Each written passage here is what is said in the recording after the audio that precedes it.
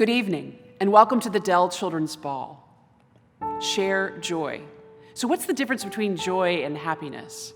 For me, joy is something so much more profound, kind of like sorrow is profound.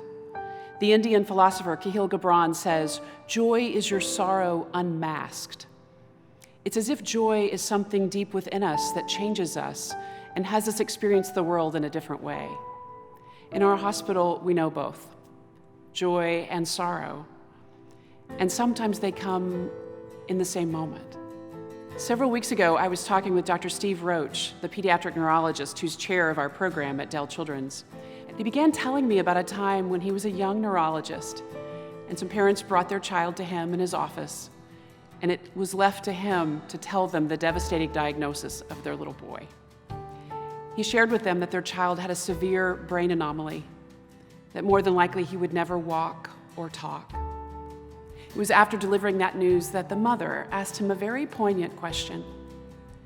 Is there value in a life so devastated? He said she wasn't being heartless.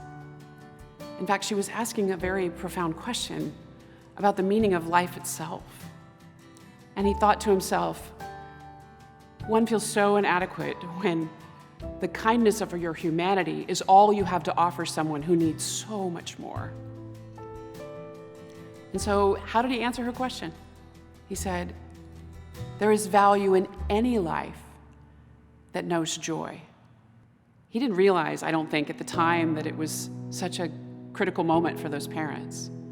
It wasn't until years later when a colleague of his said that they had seen a blog, a website on the internet from these parents, where they wrote about that first encounter with a young neurologist who shared with them a statement that would change their lives forever.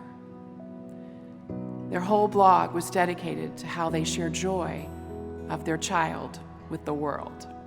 Well, at Dell Children's, we know profound joy every day. There is joy when Dr. Frazier and his team do heart surgery with a little child that nobody else would dare touch, and that child lives. There is joy when Dr. Corey Ream puts a cochlear implant in a child's brain and they can hear their mother's voice for the first time. And there is joy when a premature infant who's been in the NICU for their whole lives finally gets to go home, and we line the halls and cheer them out with a bubble parade.